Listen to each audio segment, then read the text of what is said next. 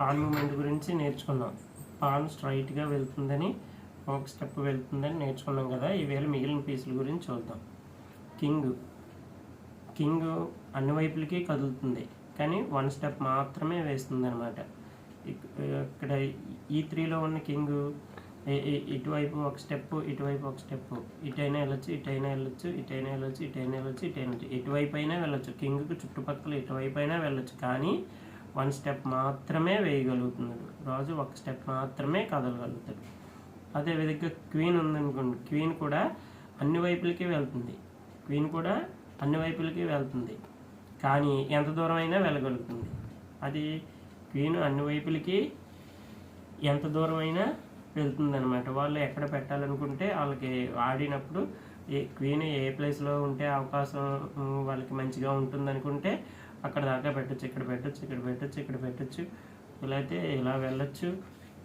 Just moment గురించి మాత్రమే మాట్లాడుకుంటున్నాం మనం. క్వీన్ కదలికలు మాత్రమే చెప్తున్నాం. అది ఆ ప్లేస్లో పెడితే పోతుందా ఉంటుందా అన్నది మనం గేమ్లో తెలుసుకుందాం. జస్ట్ మూమెంట్ మాత్రమే. క్వీన్ అన్ని వైపులకి వెళ్తుంది, కింగ్ కూడా అన్ని వైపులకి వెళ్తాడు. అయితే కింగ్కి క్వీన్కి డిఫరెన్స్ ఏంటంటే, కింగ్ ఓన్లీ 1 స్టెప్ మాత్రమే వేయగలుగుతాడు, క్వీన్ అయితే ఎంత దూరమైనా వెళ్ళగలుగుతుంది.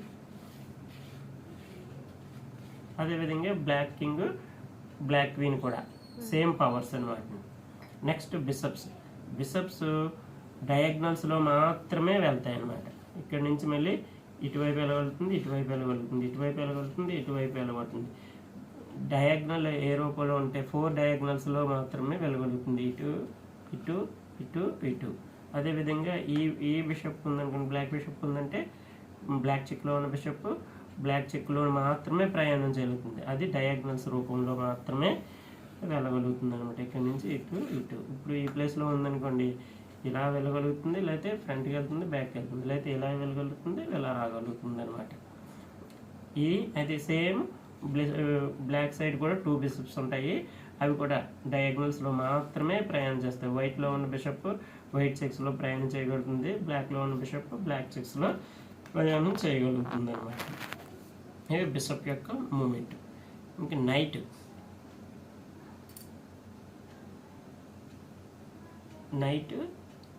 నైట్ మూమెంట్, రుక్ మూమెంట్ రేపు చెప్పుకుందాం. అన్నీ ఒకసారి చెప్తే కన్ఫ్యూజ్ అవుతారని కొంచెంగా చేస్తున్నాము. ఇది తర్వాత నెక్స్ట్ గేమ్లోకి వచ్చినప్పుడు ఫుల్ ఫ్లెడ్జ్డ్గా బాగా అలవాటు అవుతుంది. Okay, thank you. Subscribe and like.